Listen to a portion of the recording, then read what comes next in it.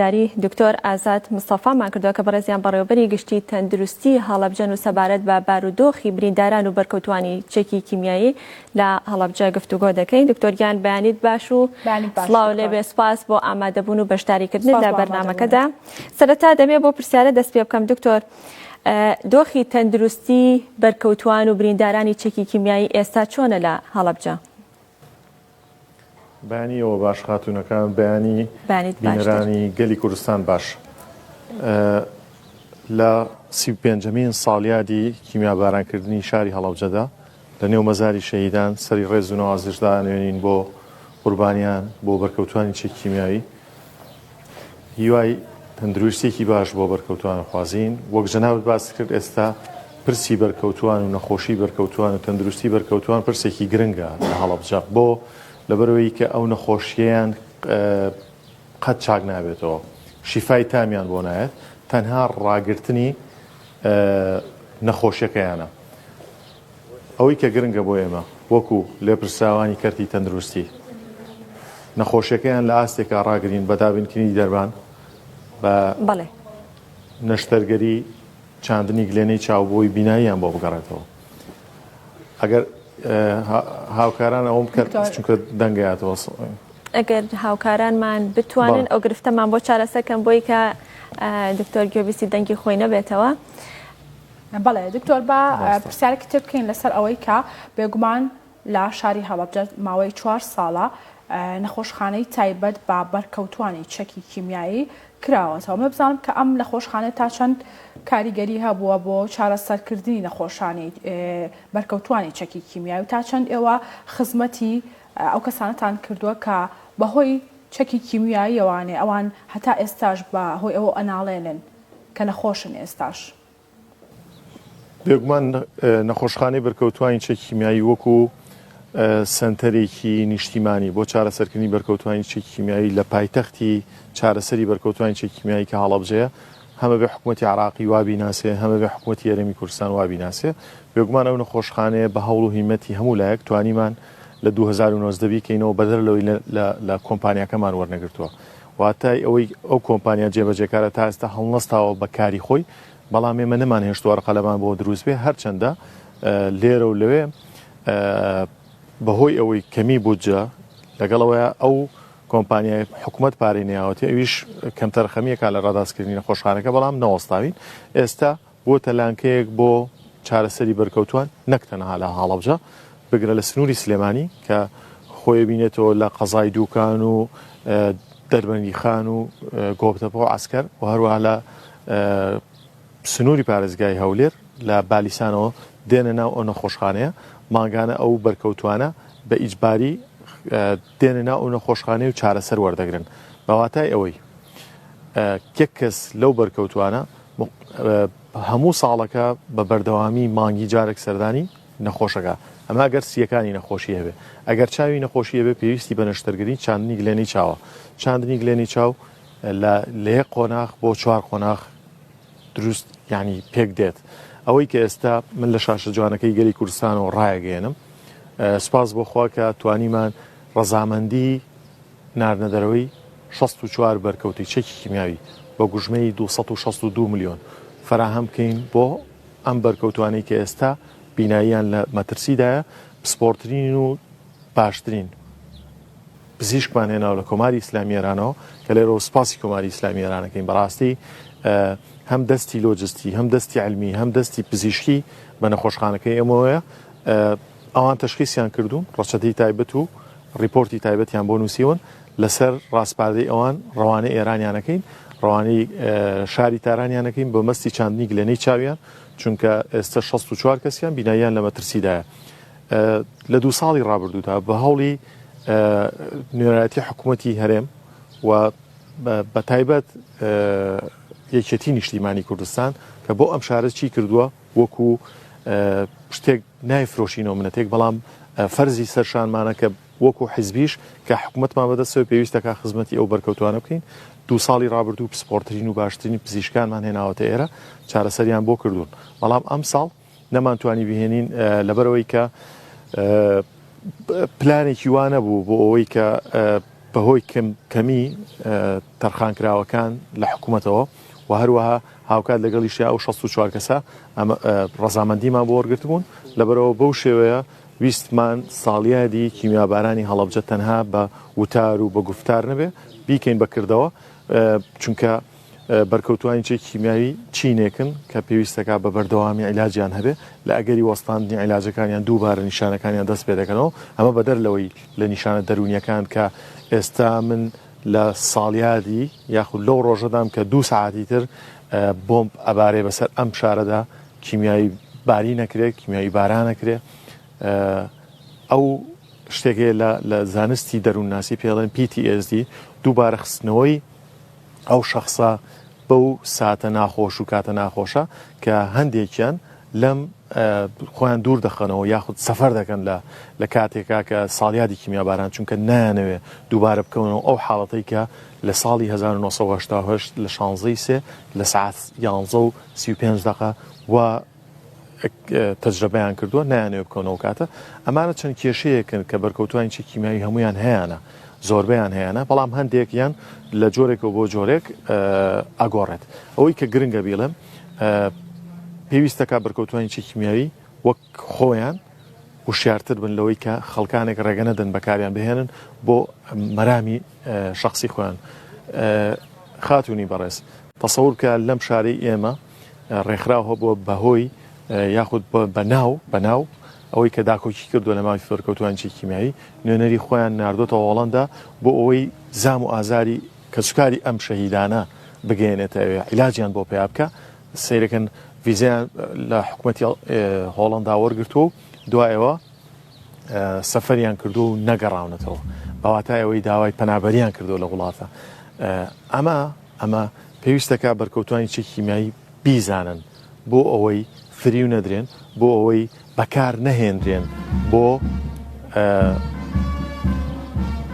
کاتۆ لە بەرامبەر ئەو زانیاریانی کە باست کرد مەبەستی شخصی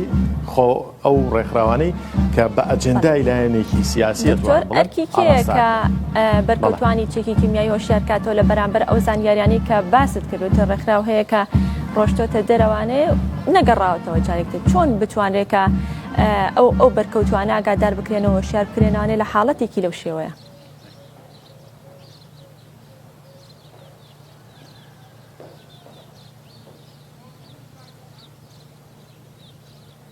دکتۆر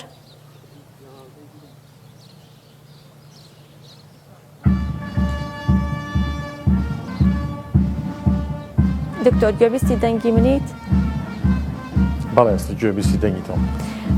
باست لەوە کردکەوتە ڕێکخراو هەبووە کە بە ناوی چێکی کیمیایی بە ناوی هەڵەبجەوە ڕۆشتۆتە دەرەوە بەڵام جارێک نەگەڕاوەتەوە بۆ ئێرە پێویستە بەرکەوتوانی چێکی کیمیایی ئاگاداری ئەم بارودۆخە بن یاخود هۆشیار بن کەواتە ئەرکی کێیە کە بەرکەوتوانی چێکی کیمیایی هۆشیار بکاتەوە لە بەرامبەر ئەم حاڵەتانەدا لەوانەیە کەم تەرخەمی لە حکوومەت بوو بێ لەوەی کە لێپرسینەوەی نەکردووە لەو جۆرە کەسانە بنمونە وەزارەتی تەندروستی هەم کابینەی پێشوشەم ئێستش پێویست بوو بە ڕۆڵی خۆی هەستێلەوەی کە تەنها لە ڕێگەی ئەوانەوە خەڵک بنێرێتە دەرەوەی وڵات من داتای یاخود تێچووی ئەو نەخۆشانم لایە کە پێشووتر لە لێرە و لەوێ براونەتە دەرەوە بۆ ڕاکێشانی وەلایەن یعنی خاتون یعنی ئەم ئازارەی بەرکەوتووان خەریکە خەڵک بەکارێنێ بۆ یەکلاییکردنەوە یاخود گێرمەوە کێشە و زۆرانبازی سیاسی لەم دەڤەرەدا ئەوەی کە بەرکەوتوان ئەبێ زۆر وشیار بن ڕێگەی پێنەدەن ئەوەیە کە ئێمە وەکو خۆمان حکوومەت فەرزە لەسەرمان هیچ منەتێکی تیانە پێویستەکە هاوکاریان بکەین ئەگەر لە حکاتێکا کە حکوومەتیش نەیتوانیەوە لە ڕێگەی حیزبەوە بۆمان کردوون ئەمە ناگاتە ئەوەی کە ئێمە منەتکەین یاخود وەلایان ڕابکێشین هیچ جۆرێک لە جۆرەکان لە سنووری هەولێر لە سنووری سلێمانی لە سنووری هەڵەبجە جۆرێک لە جۆرەکان سانسۆرێک نەخراوەتە سەر هیچ بەرکەوتێک بۆی عیلاجی یاخود عیلاجی دەرمانی بکرێ یا عیلاجی نەشتەرگەری بکرێ یا هەر جۆرێک لە جۆرەکان بۆیە من داوا دەکەم لە 35 ساڵیادی کیمیابارانی هەڵەبجەدا بۆ ئەوەی ئێستا سپاس بۆ حکوومەتی عراقی کە ئەم شارەی وەکو 19هەمین پارێزگای عراق ناساندووە ئەمە بۆ بەشە دەرمان بۆ بەشە بودجە لەگەڵەوەشدا بۆ نمونە ئێستا هەندێکیان پێویستیان بە چاندنی گلێنەی چاوە لە بەشی چاندنی گلێنەی چاو یاخود لە پشکی ئێمە داوامان کردو پێشووتر بەس لە بەرەوەی پارێزگانە بووی پێیان نەداوین چونکە حکوومەتی عراقی لە سریلانکاوە گلێنەی چاو دەهێنێت بۆ ئەو چاندنی گلێنەی چاو پێویستەکە بەشێک لەو پێداویستە پزیشکیانەش ڕادستی هەڵەبجە بکرێت بێگومان لە ئێستادا پشکی هەڵەبجە جیا دەکرێتەوە ئێمە هەوڵەکانمان بەرەوە ئاراستەیەوەیە کە بچینە وەزارەتی تەندروستی عراقی بۆ ئەوەی بەشی هەڵەبجە هەم لە پێداویستی پزیشکی هەم لە دەرمان ئەمە بەدەر لەوەی کە دڵدانەوەیەکی یاخود تعویزێکی معنەوی و نەفسیە بۆ ئەم بەرکەوتانە ئەمەش لەگەڵەوەشدا ئێستا لیژنەی پێداچوونەوەی بەرکەوتوانی چەکی کیمیاوی دەست بەکار بووە لە ناو نەخۆشخانەی بەرکەوتوانی چەکی کیمیاوی ئێستا لە سەروبەندی ئەوەداین کە بەو لیستەدا بچینەوە ئەو کەسانەی کە ناشایستن موچە وەردەگرن دەریانەکەی لە ناو لیستەکە ئەو کەسانەشی کە شایستن ئەناڵێنن بەدەست جۆرێک لە جۆرەکانی نەخۆشی یاخود ماکەکانی بەرکەوتن بە چەکی کیمیاوی داخلی ئەو لیستەیانەکەین بۆ ئەوەی شناسێکی تایبەت بە بەرکەوتوانی چەکی کیمیاوی بۆ ئەو بەرکەوتانە دروست بکەین. دکتۆر با پرسیارێکی تر بکەین لەسەرەوەی کە بەڕێزت باست لەوە کرد کە 64 کەس لە ئەوانەی کە بەرکەوتی چەکی کیمیایی ئەنێرێن لە دەرەوەی هەرێم و چارەسەر وەردەگرن بێگومان ئەو کەسانەشی پێشتر چارەسەریان وەرگرتووە بەشێک لەو کەسانە چارەسەرەکانیان بە باشی وەردەگرتووە یاخود ئیسفادەیان لێ نەکردووە بەتایبەت ئەو کەسانەی کە کیمیاکە کاریگەری هەبووە لەسەر چاویان ئەمە بزانم کە ئێوە چی دەکەن بۆ ئەوەی کە دووبارە ئەمانە بنێرێنەوە دەرەوەی وڵات بۆ ئەوەی کە چارەسەر وەربگرنەوە و نەشتەرگەری تایبەتیان بۆ بکرێت. ئێستا نەشتەرگەری تایبەتی چاندنی گلێنەی چاو بۆ 64 کەس ئێمە ڕەزامەندیمان وەرگرتووە خەریکین ڕێکارە بانکی و داراییەکانی تەواو دەکەین پاشان بەدابینکردنی بودجە یەکسەر ئاراستەی نوێنەتی حکوومەتی هەرێمی کوردستانەکەین لە کۆماری ئیسلامی ئێران لە شاری تاران بەسپاس بۆ جاری پێشوش زۆر هاوکارمان بوون بەڵام شتێکی جوانت وروژان پێویستەکە کاربەدەستانی سەر و ئێمە لە معاناتی ئەم بەرکەوتوانە تێبگەن ئەزانی چاندنی گلێنەی چاو تەنها یەک قۆناغ نییە واتە یەک جار نەخۆشەکە ناڕات و یەکسەر چاندنی گلێنەی چاوەکەی بۆ بکەن و بگەڕێتەوە پێویستی بە 3 بۆ 4 قۆناغە ئەگەر یەکێک لەم قۆناغانە لە کات و ساتە وەختی خۆیان نەگەڕێتەوە ئەو نەخۆشە بۆ لای دکتۆرەکەی ئەو نەشتەرگەریە ئەتوانم بڵێن بە ڕێژەیەکی زۆر فەشەل دەهێنێت جالب بۆ ئەوەی کە ئەو تێچۆشی کە حکوومەت سەرفیەکاتەوە ئەو نەخۆشە بە هەدەر نەڕوە پێویست دەکات حکوومەت یان وەزارەتی تەندروستی دوای ئەوە دارایی دوای ئەنجومەنی وەزیران هەمویان تێبگەن لەوەی کە معاناتی ئەم بەرکەوتانە بە یەکجار تەواو نابێ پێویستەکە بۆ هەر یەکێکیان 3 بۆ 4 نەشتەرگەری بکەن لەبەرەوە زۆر سیر نەبێ بەلایەنەوە لەگەڵ ئەوەی کە ئەم بەرکەوتوانە 262 ملیۆن دینارەکە سەرف کرا من ڕاستەوخۆ نووسراو دەکەمەوە بۆ قۆناغی دووەم و سێمیان. بۆچی پشت دەبەسترێ بە وڵاتی ئێران بۆ چارەسەرکردنی یان بۆ چاندنی گلێنەی چاو ئێمە لە هەرێمی کوردستاندا پسپۆڕی تایبەت بۆ بوارەمان نییە یاخود ئەوە تا گرفتەکە لە نەبوونی ئامێر و کەلوپەلە پزیشکیەکاندایە هێندە قورسە ئەرکێکەوەنە قورسە تێچووی زۆرەکە ئەو کەلوپەل و ئامێرانە لە هەرێمی کوردستاندا دابین بکرێت و بۆ ئەوەی کە کار ئاسانیەکی شەبێ بۆ بەرکەوتوان و تەنانە بۆ حکوومەتی هەرێم خۆشی کار ئاسانیە بێ کە هێندە نەخۆشەکان نەنێرێتە دەرەوە ئەو کاتە لە هەرێمی کوردستان بۆ خۆی چارەسەر کرێ باشتر نابێت بێگومان ئێمە 2019 نەخۆشخانەیەکمان ڕادەستکرا بەنیوە ناچڵی کە هیچ ئامێرێکی تیانە بوو ئێستا بۆ نەخۆشیەکانی سنگ پێشکەوتوترین ئامێر ئەتوانم بە تەحەداوە لەم لە عراقیشدا ئەو ئامێرانی کە بۆ پشکنینی سیەکانی بەرکەوتوان هەیە لە ناو نەخۆشخانەی بەرکەوتوانی چەکیمیایی لە هیچ شوێنێک نییە هەمەیەک دووهەم بیتە سەر نەخۆشی دووەمیان کە چاندنی گلێنەی چاوە یاخود ئەوەی کە پێی دەڵێن نەشتەرگەری ئەمە ئێستا پزیشکمان هەیە لەم شارەی خۆمان هاتووە بە خۆبەخشی کاری کردووە بۆ نمونە بەڕێز دکتۆر دیدار لە هەولێرەوە هێناومانە بەڵام ئەتوانم بڵێم لەسەر داواکاری بەرکەوتوانە و لەگەڵ ئەو تەجربە زۆری کە ئەو پزیشکانی کۆماری ئیسلامی ئێران هەیەە چونکە ئەو بۆ نزیکەی 34 ساڵ دەچێت بەرکەوتوانی چەکیمیایی لای ئەوان چارەسەر وەردەگرن دەست و پەنجەیان نەرم کردو لەگەڵ چارەسەری ئەو بەرکەوتوانە لەبەرەوە شتێکی قورسە ڕاستە خۆ گواستنەوەی ئێمە لەگەڵەوەشدا داهڵی ئێستا بۆ وەزارەتی تەندروستی نووسراوم کردووە مایکرۆسکۆپێکی تایبەت لەو ئامێرانی کە جەنابەت وتت ئایا قورتسە یاخود تێچویان زۆرە بەدەر لەوەی کە تێچویان زۆرە بەڵام ئەوەندە زۆر نییە بۆ خەمی ئەم بەرکەوتوانە بۆ نەشتەرگەری بینایی تەنها یەک کەسیش بێگومان ئێمە لە هەوڵین ئەو ئامێرەش دابین دەکەین خوا یار بێت بەرکەوتوان لەو نەخۆشخانەی خۆیان ینی ئێمە وعدمان داوە کە گەشتیاری تەندروستیش بۆ ئەو نەخۆشخانەیە ئەوەندە بەهێز بکەین کە تەندروستی گەشتیاری تەندروستیش ڕوو بدات سبینێ لە شارەکانی ترەوە بێنەیە های کێشەی سەفریش پێچەوانە بکەینەوە بێگومان بێ لەوەی کە خەڵک نانێنێ دەرەوە ئەبێ خەڵکیش بێتەوە نەخۆشخانەیە من وەکو وعدێک ئەمەم داوە بە بەرکەوتوان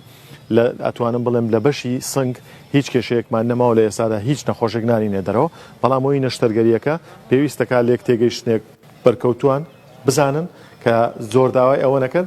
و لە ناردن دەرەوە و لەگەڵیشە ئەگەر پزیشکمان هێنایە ئەو نەخۆشخانەیە بێگومان سیقە و متمانەیان پێبێ و ڕێگە نەدەن هەندێک لێرە لێ بۆ دەستکەوتنی سێ کارگەی تایبەت بە ئۆکسجین هەیە کە نەخۆشان و بەرکەوتوانی چەکی کیمیایی سوودی لێ دەبینن پێشتریش ئەم کارگانە بوونیان نەبووە بۆیە هەموو کات ئەو کەسانی کە بەرکەوتووی چەکی کیمیایی بوون سەردانی شاری سلێمانیان کرد بە مەبەستی چارەسەرکردنی خۆ وەرگرتنی ئۆکسجینی پێویست خاتون پێشووتر ئێمە ئەو بەرکەوتوانە بە 15,000 لە بازار بۆ نمونە لە سلێمانیەوە تەنانەت ئەو کەسێک کە لە کەرتی تایبەت دەیفرۆشت لە سلێمانیەوە دەیهێنا ئەوان بۆ خۆیان دەیان کڕی ئێستا بەدەر لەوەی کە وەک جەنابەت سێ کارگەی گەورە لەناو کەرتی تەندروستی هەڵەبجە هەیە بەرکەوتوان بەبێ بەرامبەر ئۆکسجینیان پێدەین لەگەڵەوەدا جێی خۆیەتی لەم ڕۆژەدا کە هاوکات ئەمڕۆ بەڕێز دکتۆر ئەریک سەفیری فەڕەنسی و هاوکارەکانی لە بەڕێز قونسڵی فەڕەنسا دێنە ئێرە بۆ ئەوەی کە دەستێکی تەواویان بەو نەخۆشخانەوەیە جێی خۆیەتی کە بڵێم نزیکەی لە ساڵی ڕابردووە تا ئێستا 1,200,000 یۆرۆیان بۆ دەرمان و پێداویستی و ئامێر سەرف کردووە ئێمە و ئامێران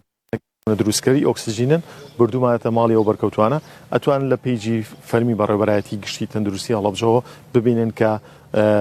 چەندەها بەرکەوتە بۆ ئەوەی ئێمە ژیانێکی گونجاوتریان پێ بدەین لە ڕێگەی هاتوچۆ نەبن بۆ خەستەخانە و وەرگرتنی ئۆکسجین ئێمە ئامێری دروستکەری ئۆکسجینمان بە خۆڕایی پێداون بۆ ئەوەی لە ماڵی خۆیان بەکاریان بێن و ژیانێکی ئاسوودیان هەبێت. دەستەکانە خۆش بێت دکتۆریان زۆر سپاس مادومان کردی سپاس بۆ بەشداریکردنت لە بەرنامەکەدا بە هیوای بەردەوامی و کاری باشتر و خزمەتکردنی زیاتری بەرکەوتوانی چەکی کیمیایی لە هەڵەبجە تەواوی بەرکەوتوانی چەکی کیمیایی لە هەرێمی کوردستان و خزمەتکردنی تەواوی کوردستان زۆر سپاس بۆ دکتۆر ئازاد مستەفا کە بەڕێزیان بەڕێوەبەری گشتی تەندروستی هەڵەبجەن و بە شوەیەکی ڕاستەوخۆ لە هەڵەبجە لەگەڵ ئێمەدا ئامادە بوون.